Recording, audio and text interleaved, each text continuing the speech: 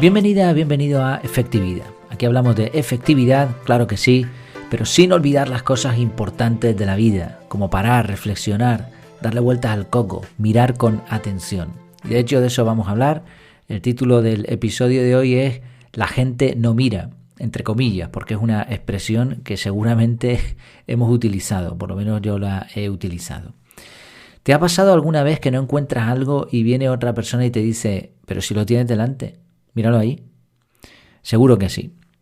En mi trabajo observo continuamente a bastantes personas que no leen las instrucciones, que son además muy sencillas y están por todos sitios. Hace un tiempo conversaba con un trabajador de un parking sobre las máquinas expendedoras precisamente y sobre este tipo de carteles de instrucciones que tienen. Y ambos nos reíamos contando anécdotas de cosas aparentemente estúpidas que se hacen por no haber mirado las indicaciones que la propia máquina te da. Y lo peor del caso es que un rato antes yo mismo había tenido que reconocer que no supe leer bien un manual técnico y eso había provocado una avería que costó solucionar.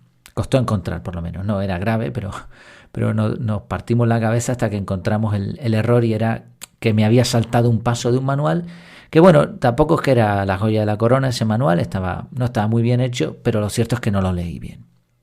Y la pregunta que surge es esa, ¿no? ¿Por qué no lo vemos si lo tenemos delante? Porque cuando decimos eso de la gente no mira, caemos en el error de pensar que nosotros somos inmunes a ese mal. Ya hablamos justo ayer, en el episodio de ayer, de ese cuadrante, de esa sátira de la estupidez humana. Y al final somos todos un poco bobos, ¿no? Y esto creo que se está acrecentando porque vivimos cada vez más acelerados. Lo queremos todo fácil, que se haga solo si es posible. No nos paramos a observar cómo funcionan las cosas y pasa lo que pasa. Este efecto de ceguera mental ocurre en muchas situaciones cotidianas. Por ejemplo, cuando buscamos un objeto que tenemos delante o hasta que llevamos puesto. Imagínate, buscando las gafas de sol y las tienes arriba en la cabeza. Al leer, o mejor dicho, al no leer instrucciones de todo tipo, y esto creo que nos ha pasado a todos también. Al usar todo tipo de servicios, pues que si no hay instrucciones sobre todo, tenemos delante cómo funciona, lo podríamos averiguar, pero no lo vemos. Cuando leemos en vertical, a toda prisa, pensando en nuestras cosas, sin enterarnos de nada. Mientras conducimos en rutas habituales y llegamos a sitios sin saber cómo lo hemos hecho. Esto a mí me pasa bastante, bueno, últimamente no tanto, pero en alguna ocasión sí, que tengo mis rutas de trabajo aquí en donde vivo y de pronto sales con el coche con la familia, estás hablando concentrado y alguien te dice, ¿pero a dónde vas, muchacho? Y estás yendo por una ruta de las habituales, ¿no? ¿Por qué sucede todo esto? La respuesta no es sencilla. Para empezar, hay que decir que nuestro cerebro capta mucha más información por segundo de la que es capaz de procesar. Esto es una de las formas en las que es tremendamente eficiente, descartando información que él presupone que es basura, que no sirve para mucho. Constantemente estamos recibiendo y procesando millones de datos, tanto a través de los 5 sentidos como de los propios órganos. Por eso, para darte la información necesaria, el cerebro filtra, decide lo que es importante, lo que no lo es, y además distorsiona la realidad para transformar todos estos datos en conceptos simples que tú puedas manejar, que sean prácticos. Existen decenas de sesgos mentales. Por poner algunos ejemplos, el cerebro se fija en los cambios importantes del entorno, prestando atención al movimiento, como los dinosaurios de Jurassic Park. Entonces, cuando tú ves una escena, pero no ves un cambio importante, es posible que esos detalles que sí han cambiado no los veas, no te hayas dado cuenta.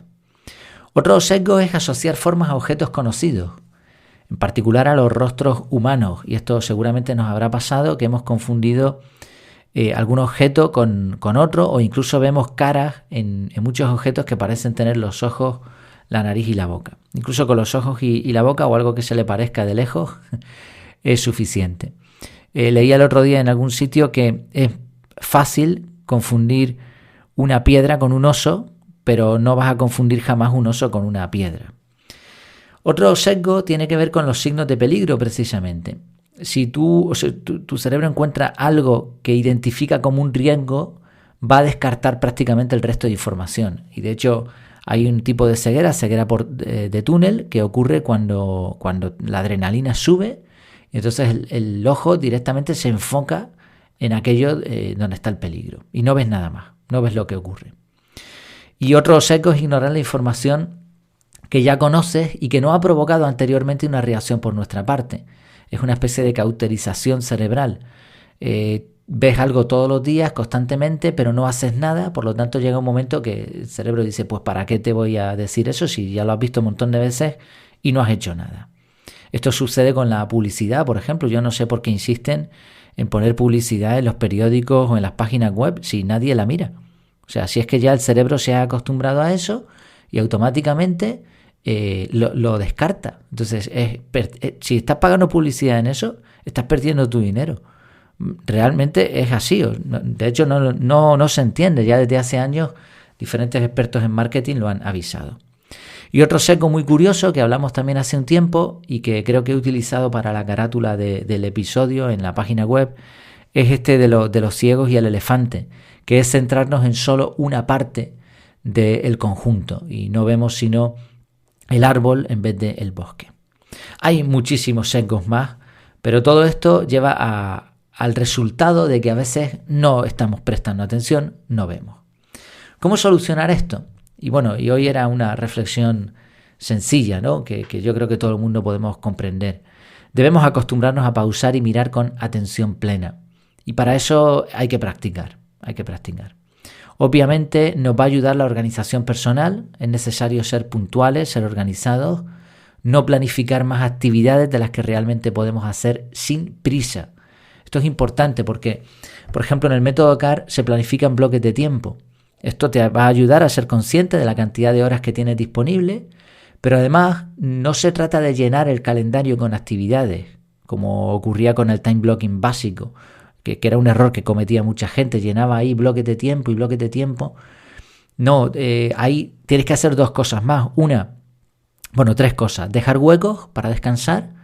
2, determinar muy bien cuánto tiempo te va a llevar una tarea para que la puedas hacer sin prisa. Si tardas 20 minutos, pon un bloque de media hora. Si tardas 3/4 de hora, pon un bloque de 1 hora. Y tercero, dentro de los bloques de tiempo, dentro de las propias actividades, hay que parar y descansar. Pomodoro o alguna de sus actualizaciones son bastante interesantes para esto. Fíjate que muchos expertos en productividad promueven la idea de hacer más en menos tiempo. Yo estoy a favor de esta idea e incluso he usado este lema, pero no es el objetivo general, no es el objetivo final. No es hacer más cosas.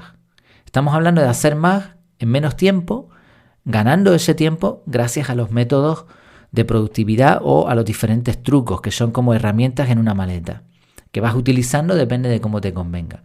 Hasta ahí bien, porque vas a tardar más si puedes tardar menos sin perder eficacia, ¿no? En este caso, pues adelante, hazlo. Pero el objetivo final no es llenar tu día de actividades, sino hacer las cosas importantes y dedicar el resto del tiempo sin prisa a lo que de verdad importa. Sí, la clave no está en hacer más, sino en hacer menos cosas y esas cosas hacerlas lo mejor posible y lo más rápido posible. Además, deben ser cosas correctas, es decir, que estén alineadas con nuestros intereses. Esto debería resultar en llevar una vida pausada, no en una vida ajetreada. Y esto es un auténtico privilegio en medio de un mundo que va cada vez más acelerado como pollo sin cabeza.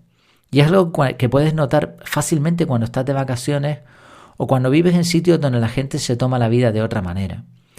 Donde vivo, en Gran Canaria, aunque cada vez menos, es uno de esos sitios. Sobre todo la parte sur, que es donde se concentran más los guiris, los vacacionistas, los que están ahí de holiday, y allí pues tú ves ese estilo mucho más tranquilo.